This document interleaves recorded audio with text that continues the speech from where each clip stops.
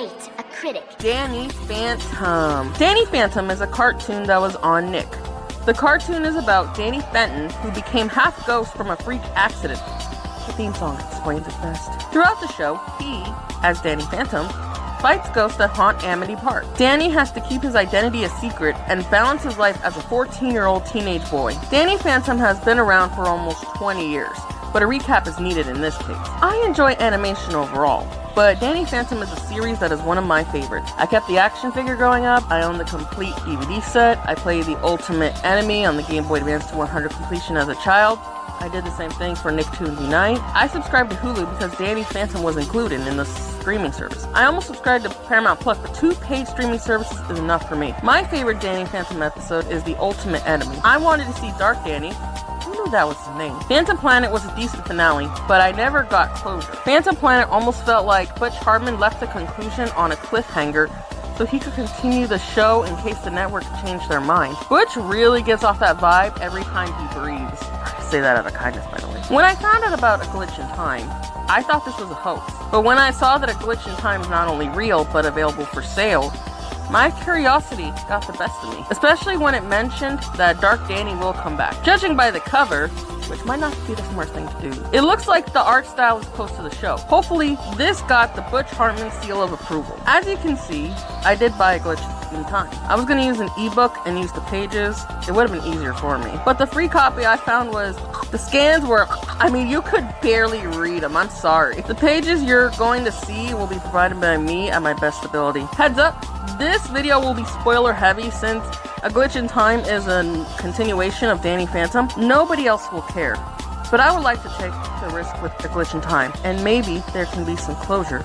I can't wait to blather on about that too. Ready. Action. A Glitch in Time begins with Danny fleeing from what I assume are ghost creatures in the snowy mountains. Danny immediately shares his backstory with the audience. The way the exposition was written will lose new fans and be redundant to the old fans. By the way, this is never brought up again. I flipped through the whole book, and this scene or type of storytelling device never comes back. The popular kids, Quan, Star, and Dash, in case you want to know, wearing Jack Fenton cosplays are less distracting than Danny pulling a Deadpool. Oh, gross! Tucker, on Instagram Live, I am only 6 pages into this graphic novel, and there is already an anachronism. What makes me say that? Well, Phantom Planet aired on August 24th, 2007. TV Tropes claims that A Glitch in Time takes place 2 years later. Instagram launched on October 6, 2010. I know this is a time travel story, but the majority of us have been around to see the internet and social media evolve. Thanks to Instagram people, Team Phantom noticed the reason why there's a dragon in the background. They're live streaming in the medieval times.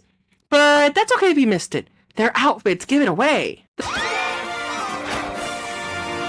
The time travel outfits look cool, but their clothes did not change in each time period in the show. Vlad caused Sam to be witch hunted in 1600 Salem because of that.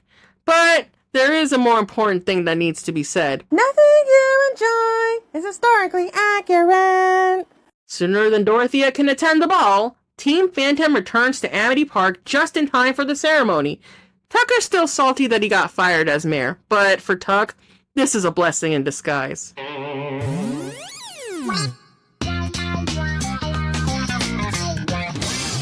This is so wrong. Danny's powers are too wigged out to cut a ribbon, but before he can ghost wail to his girlfriend and techno geek about it, Team Phantom faces an ultra recyclo vegetarian Rex. Team Phantom lasts long enough not to engage in a garbage fight. Garbage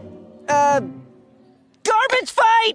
Next thing they know, Vlad comes crawling back to the Fen lab begging for mercy after Jack did the most base thing ever.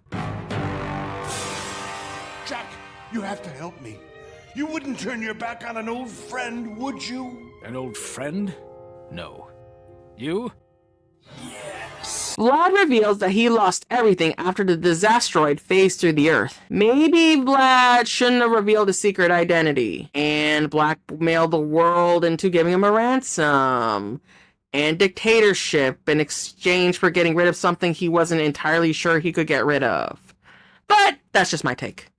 Vlad begs Clockwork for a retcon. Naturally, Vlad has put up a brave fight because she should always take his word for it. It is all thanks to Vlad that Dark Danny fuses with Clockwork. Dude, you are one seriously crazed up Fruit Loop. 3 ghost cells in one body. That is why the timeline is glitching. Team Phantom has less than 24 hours to clean up Vlad's mess before the human and ghost zone implodes to oblivion. But alas, it's time. Danny is forced to reveal to Sam, Tucker, and Jazz that his powers have been fading after the Disasteroid incident. Which, to be fair, that has happened before, but there was usually an explanation in one way or another. The fact is, the world needs a hero to defeat Phantom, since when was he called that? And Danny can't be the hero it needs. Vlad offers Team Phantom a fighting chance. The Source and Infomap can't find anything! After 4 time glitches and random costume changes, Jazz stays behind to ghost hunt Amity Park, while Team Phantom forces Vlad to tag along in a Spectre speeder while wearing the Phantom Spectre Deflector. Just a Phantom Spectre refresher. The belt prevents ghosts from using their ghost powers. And can you blame them after everything Vlad has done? But that won't stop Danny from saving the world one more time. Lord of the Flies, they're slipping right through my hands. Team Phantom, plus the Fruit Loop, have to go to Wisconsin to get some notes that might help them find the source. Fun fact, the house password is Packers Rule. Da-di-da-di-da, they go through the football field lab place and bruh. Has Vlad learned nothing from kindred spirits? Does the glitch in time really want to forget Danielle Phantom exist? This is just... what the... Tucker uses his ancient text translator app to figure out what Vlad's notes say. After a time glitch causes a Wild West chase, Team Phantom uses the Infomap to take them, plus the Fruit Loop, to Pariah's Dark Keep. Back in Amity Park, Paulina and Quan were caught live streaming in Fenton cosplays. Despite all the security measures, Valerie, who was Vlad's protege, found a crucial error. Phantom was able to enter Amity Park because the Fenton hunters forgot that Vlad was mayor and lived there for some time, because a ghost portal is the only way to cross worlds.